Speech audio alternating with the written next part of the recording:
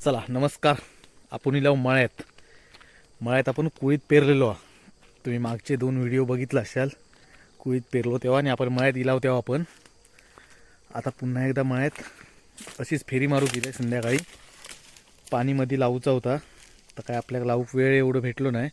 त्यामुळे राजूकच सांगितलं या पेट्रोल घे आणि तूच काय तर पाणी लाव, कारण इंजिनाचे लय प्रॉब्लेम असतात. ज्याच्या हातात इंजिन असतात त्याच माणसानं लावलेलं चांगलं असतं, कारण त्याला माहीत असतं आपण जर रेग्युलर हत्यार वापरतो त्याचे काय हालत होत. नाहीतर इंजिन वगैरे जर चालला नाही सरळ की मग सगळ्या कामाचं धेंड होतं. मी मळ्यात इलंय, बेळा उघडते आधी आमचं गेट. यंदा जी वय केलेली आहे ती का अजून ढोरांनी काय बघितलेली नाही आणि वय चांगलीच केलेली आहे. इकडे बेळा पण मस्त आणि मळ जर बघितला तर मस्त हिरवोगार झालो. दमा निलय बागेत ना, तरी सुद्धा मळ्यात येवचा म्हटला की कंटाळो येत नाही. इकडे सुगाची भाजी मस्त आली आहे, थोडीशी काढल्यान वाटतं. इकडे मुळ्याची हा, तिकडे मध्ये पालक हा, पुन्हा तिकडे मुळो हा, लाल भाजी हा, तिकडे मोहरी हा, इकडे नितीनान पण भाजी घातलेली आहे. असं सगळ्या मुळोभर कुळीत चांगलं रुजलो आणि पाणी लावल्यामुळे तर चांगलं झालो. आणि आमचं कुळीत एक आधीच सांगितलंय पातळ टाक म्हणून. विहिरीक पाणी पण भरपूर म्हणजे बऱ्यापैकी आहे. आणि नदीच्या बाजूक विहीर असल्यामुळे ह्या विहिरीचा पाणी कधी कमी होत नाही. मे महिन्यात जरी कमी असला तरी नदीक भरती लागली की पाणी वाढतं. तर इकडे हा आपली ही भाजीपालो. इकडे सावली पडल्यामुळे कुळीत चांगलं होत नाही, त्यामुळे आईक सांगितलं या साईडिक मोहरी वगैरे टाका. ती या साईडिक मोहरी टाकली नाही या तशी घन चोत्यासारखी इली या. आणि ही आता काढूच्या हिशोबातच मी इल्लय, पण ती काढण्यासारखी तेवढी वाटत नाही. तरी पण मधले थोडे थोडे डाम मी काढणार आहे, जे आपली इल्ली वेळ सार्थक झाली.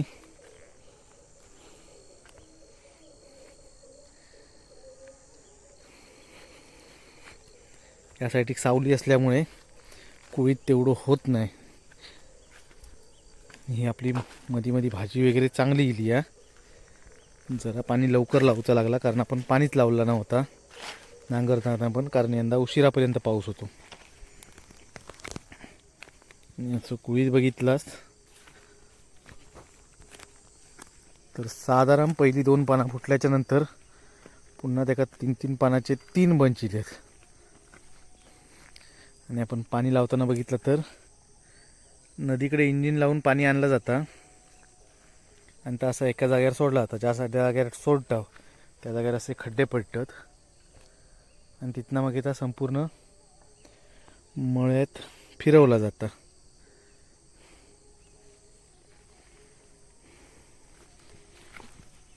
तशी सुंदर कुळीत झालो. हा बहुतेक कोदाक अजून एक पाणी लावूचं लागतं असं वाटतं, पण तर लावूकच व्हाय असा काय नाही, कारण कुळीत ही बिन पाण्याची शेती मानली जाता. इकडे पण खड्डे पडलेत.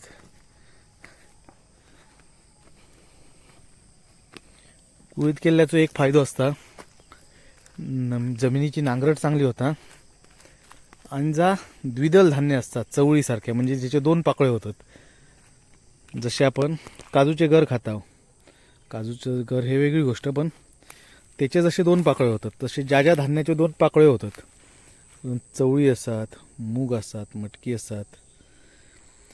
तर ही जी कडधान्य आहेत ही जेव्हा आपण शेतात लावताव तेव्हा हवेतील नत्र शोधून तर एक्सेप्ट केला जाता आणि त्या नत्र जमिनीत स्थिर करण्याचं काम ही जी द्विदल पिकं असतात ती करतात.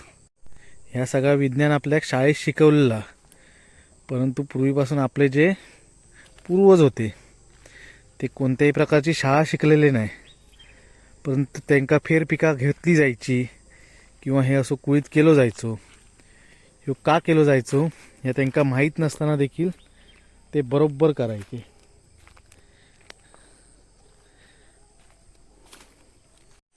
ह्यो इकडे आपण सुगांनी कुळीत टाकलेन, कुळीत आपल्यासारखंच टाकलेलं,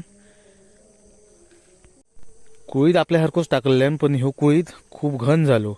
जर कुळीत घन झालो तर तो जो कुळीत हा तो वेली सुटत तेका जिथल्या तिथे होता. तो जर पातळ असलो तर तेका वेली सुटत नाही, त्याची झुडपा होतात आणि तेका शेंग चांगली लागता. तर ह्यो इकडे घन झालो हा. आपण पाणी लावलं नसल्यामुळे रुजताना जरा पातळ रुजलो. तो आता साधारण बरोबर वाटतं, असं काय तेवढं पातळ वाटत नाही हा. तर ह्यो आपलं कुळीद अशा प्रकारे आणि पुढे एकदम डार्क हिरव्या दिसतात ती भाजी आहे. नदीचा पाणी एकदम निळाशारा आणि चांगला चकचकीत दिसता. तामण्यात कोणतो तरी बारसो तिकडे गाणी लागली आहेत. बहुतेक कॉपीरायटिंग क्लेम माझ्या व्हिडिओ बसणार असा वाटता. पण चला, समोरचं डोंगर दिसतंय तामण्यात.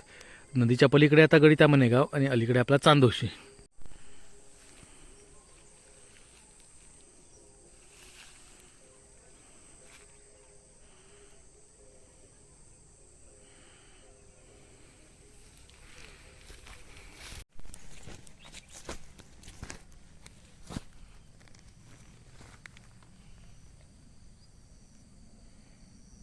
तर अशा प्रकारे मळ्याची हालावाला आणि आपण ज्यासाठी इलाव ता आधी पैदा करू काय, कारण आपण इलाव भाजी काढूसाठी, कारण ही भाजी नंतर मग भरपूर होता, त्याची मजा येत नाही. आता खाल्ली पहिली जी असता मजा, पूस भाजी असतात, फणसाची गऱ्यांची भाजी असतात किंवा अशी भाजी पहिली खाण्याची मजा ती नंतरची नाही.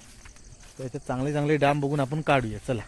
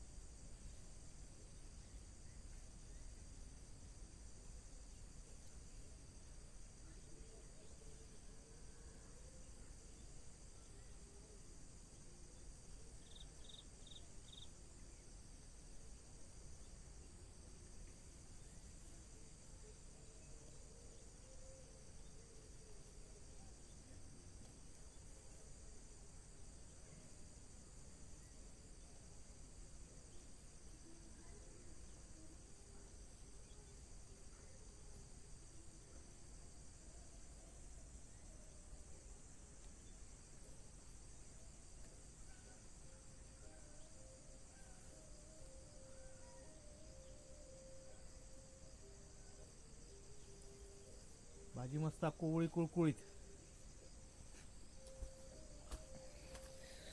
एवढी अशी भाजी हा, चांगली कोवळी कुळकुळीत हा आणि मस्त वाटतं.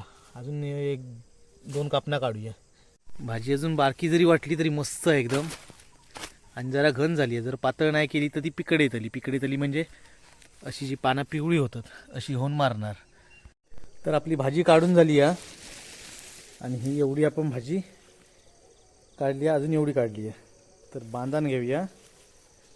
तेव्हा जरी दिसताना लहान दिसत असली तरी काढल्यावर लक्षात येतं आपल्या भाजी केवढी आहे. प्युअर ऑर्गॅनिक हा. एका आपण कोणत्याही प्रकारचा खत वापरला नाही किंवा कोणत्याही प्रकारचा कीटकनाशक वापरलं नाही. हे आपण डायरेक्ट मळ्यात कुळदाबरोबर पेरली आणि जेव्हा कुळदाचं पाणी लावता त्याच्यानंतर एक 2-4 दिवसांनी तुम्ही रेग्युलर जरी लिहिलात तरी तुमका अशी भाजी गावतच राहतली. मुळ्याची हा पण आपण काढली आहे मोहरीची, कारण मुळ्याची आपण घराकडे लावतो, तुम्ही व्हिडिओ बघितला असाल. आणि त्यामुळे मुळ्याची भाजी खाऊन आता कंटाळो येलो.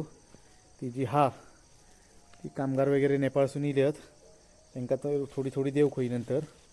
आणि ही जी भाजी मोहरीची ही 1-2दा खाणार, मुळ्याची पण खाणार, पण कोवळी 1-2दा काढली बस झाली. तर अशा प्रकारची भाजी जेव्हा तुम्ही खातास ती ऑर्गॅनिक हा की नाही ह्या आपल्याला कळता महत्त्वाचं म्हणजे, कारण मुळ्याच्या भाजीसारखी जर भाजी करू गेलात तर भाजीवर कीड पडल्याशिवाय राहत नाही आणि ही कीड कंट्रोलमध्ये येत नाही. त्यामुळे कीटकनाशक मारल्याशिवाय व्यापारी वर्गाकडे पर्याय नसता.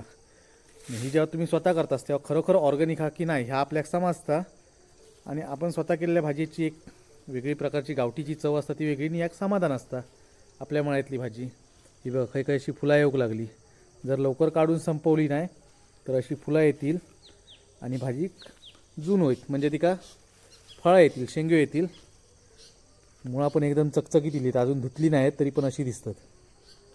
तर आपल्याकडे अशा प्रकारचे सगळे भाजी होतात, पण आपण तेवढी मेहनत घेतलं नसल्यामुळे, कारण ही बघितलं तर राजूची आपल्याकडे एवढी माहिती नसल्यामुळे काहीतरी तर इकडे तिकडे प्रमाण होता.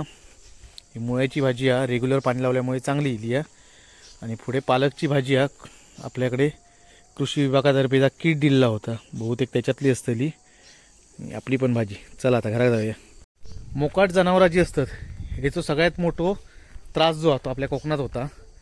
बाकी आपल्या कोकणात वन्य प्राणी जर सोडले तर खयची गोष्ट पिकत नाही अशी नाही. मी आमच्या घराकडे कोबी वगैरे देखील लावलेलं आहे, पण ते चांगले होतात असं काही नाही. परंतु घराकडे जरी लावलात तरी वानरांचं वगैरे त्रास, आणि शेतीत जर लावलात तर डुकरांचं वगैरे त्रास, असं सगळीकडे त्रासच असतात. आणि त्यामुळे तुम्ही लावलेला पीक त्याच्यावर जेवढं खर्च करतास तेवढं तुमच्या हातात येत ह्याची गॅरंटी नाही. आणि आपण करण्याची पद्धत आपण छोट्या प्रमाणात करत असल्यामुळे त्याचा जो खर्च येतो तो खूप मोठ्या प्रमाणात असतो. आणि घाटमाथ्यावर मोठमोठी शेती यांत्रिकरणाची जोड, कीटकनाशक खता यांचा अतिरिक्त वापर, याच्यामुळे त्यांच्याकडचं जे उत्पादन असतं ह्या मोठ्या प्रमाणात येतात. आणि त्याची व्हॅल्यू जी असता, मूल्य जर ठरता, तर आपल्या भाजीपेक्षा कमी किमतीत त्यांना विकूक परवडता, कारण यांत्रिकीकरणावर वगैरे भर असल्यामुळे. आणि ही आपली भाजी जी असतं ती त्याच्या तुलनेत संपत नाही, खपत नाही, कारण ती आपल्यापेक्षा दिसताना चांगली दिसतात, पानं वगैरे मोठी दिसतात. आणि आपली भाजी त्याच्यासमोर काहीतरी ते अशी टारंगी वाटतं. त्यामुळे चला टाटा बाय बाय. व्हिडिओ कसं वाटतो कमेंटच्या माध्यमातून नक्की कळवा. व्हिडिओ आवडला असेल तर लाईक करा, शेअर करा. चॅनल नवीन असलं तर चॅनलला सबस्क्राईब करा. आणि असे नवनवीन व्हिडिओ पुन्हा बघण्यासाठी बेल आयकॉनवर क्लिक करा. धन्यवाद. Tata bye bye.